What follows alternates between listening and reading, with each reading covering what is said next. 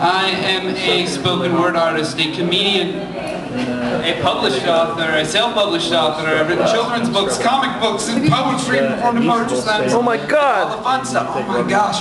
Anyway, I'm reading from my book that I've just self-published. It's my chapbook. It's called Pal, right in the childhood. But it was like the best giggle I've ever heard in my life. There's nothing that tops that. Alright, so I'm gonna read you guys some poetry, short story, comedies, like a mix of all of them. Alright? There is a land far beyond the ocean that nobody cares about. But beyond that is a magnificent land populated by bears who balanced on bouncy balls and rode unicycles. The benevolent race of balancing bears were a peaceful society, never knowing war. They simply had no need for fighting. You see, the frozen tundra land they lived in was viewed by outsiders as being unbearable.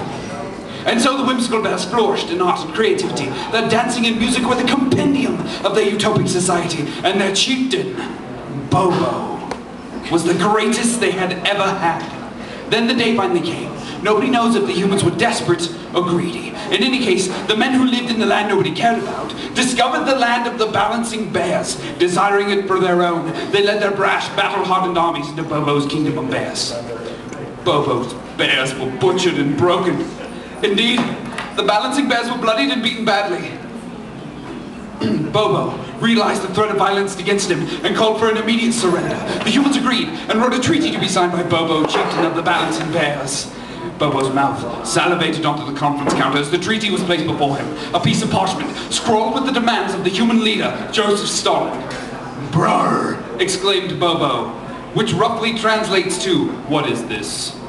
This is no treat. It doesn't even resemble a treat." The human leader, bearing witness to Bobo's naivete, formulated a sly plan.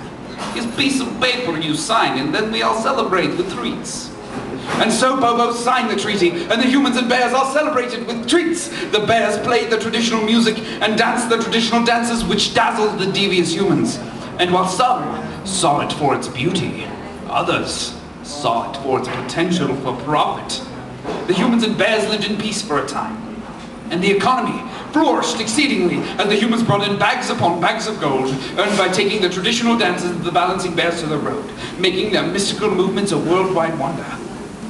Though the balancing bears grew tired of their traditional dances. They wanted to create new ones, to express themselves in ways only thought possible in daydreams and dusky drunken delusions. But the humans held up their hands, halting the bears indefinitely, stating to them that their traditional dances were the ones that made the most money. And so began the slavery of the once great race of balancing bears. The humans worked them harder and harder, battering them with baseball bats and big brass batons. Their once traditional dances, which once meant peace and joy and pride and freedom and some such nonsense, now only meant madness. Their suffering lasted until the very last balancing bear was beaten to death, and all the others had died of sorrow.